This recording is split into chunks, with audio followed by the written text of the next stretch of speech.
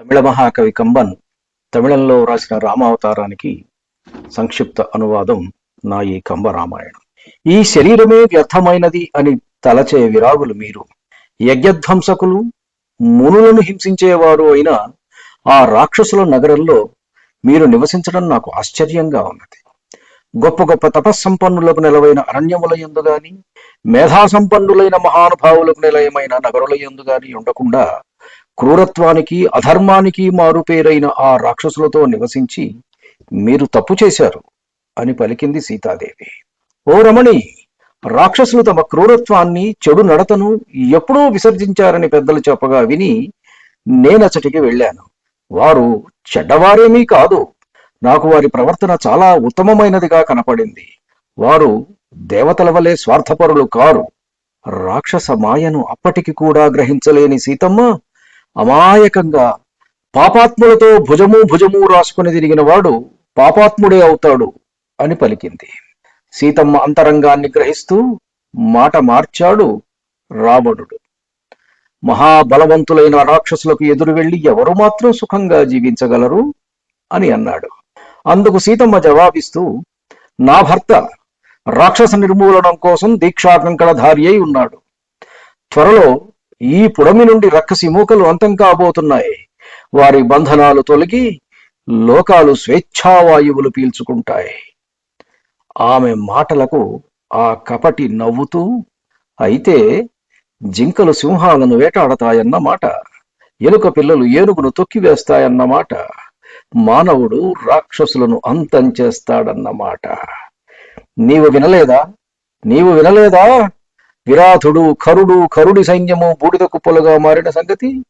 రాముడనే గరుత్మంతుడు రాక్షస సర్పాలను చీల్చి చెండాడే రోజు ఎంతో దూరంలో లేదు అని పలుకుతూ భర్త గురించిన ఆందోళన మనస్సును ఆవరించగా చీరచెంగుతో కనులు ఒత్తుకున్నది సీతమ్మ. సీతాదేవి మాటలకు కోపం వచ్చిన వాడై, రావణుని గురించి నీకేమి తెలుసని మాట్లాడుతున్నావు? అతని 20 బాహువులు ఎంత శక్తివంతమైనవో నీకు తెలియదు. ఆ చేతులతో అతడు సముద్రంలోని బడబానలాన్ని కూడా ఆర్పివేయగలడు. ఆ చేతుల క్రింద నలిగి నాశనమైపోగలరు అతి సామాన్యులైన ఆ దశరథ నందనులు అని పలికాడు. అటులనా?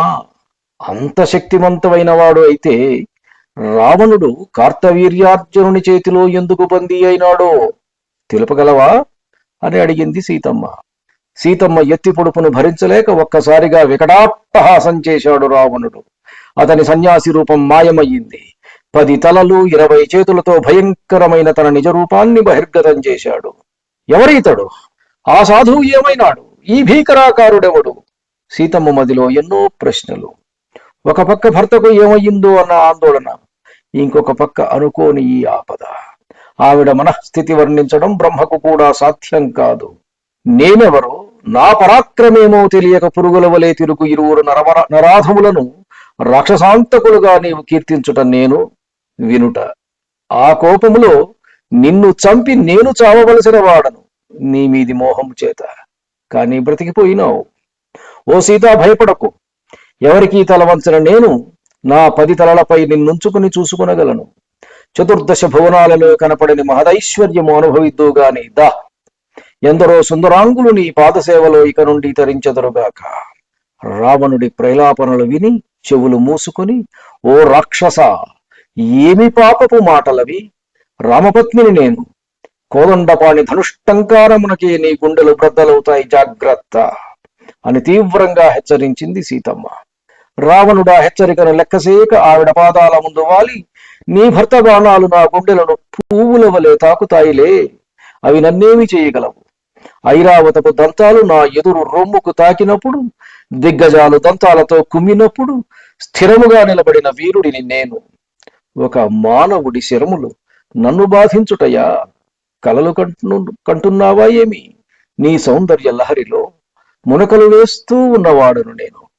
నీ అందము ముందు అన్య స్త్రీలు ఎవరైనా నాకిప్పుడు కురూపులుగానే కనపడుతున్నారు. నీ ఆరాధకుడనై నీ పిచ్చిలోనే నాకు కాలం భారంగా గడుస్తున్నది. నన్ను అనుగ్రహించు అని మాటలు తూలుతున్నాడు రావణుడు. సీతమ్మకు ఒక్కసారిగా నిస్సత్తువ ఆవహించి, ఓ రామా, ఓ లక్ష్మణ అని శక్తినంతా కూడదీసుకుని గట్టిగా కేక వేసింది. రావణుడికి ఆలస్యం చేయదలుచుకోలేదు. అదే సమయంలో అతనికి బ్రహ్మదేవుడి శాపం కూడా గుర్తుకు వచ్చింది. ఇష్టం లేని స్త్రీని తాకితే తన 10 తలలు 1000 ముక్కలవుతాయని జ్ఞప్తికి వచ్చింది. వెంటనే సీతమ్మ ఏ భూమి మీద నిలుచున్నదో ఆ ప్రాంతం 1 యోజనం మేర పెకిలించి సీతమ్మతో సహా తన రథం మీద పెట్టుకుని ఆకాశంలోకి లేచాడు దశకంఠ రావణుడు. ధన్యుణ్ణి. నమస్కారం. మీ ఊటుకూరు జానకి రామారావు.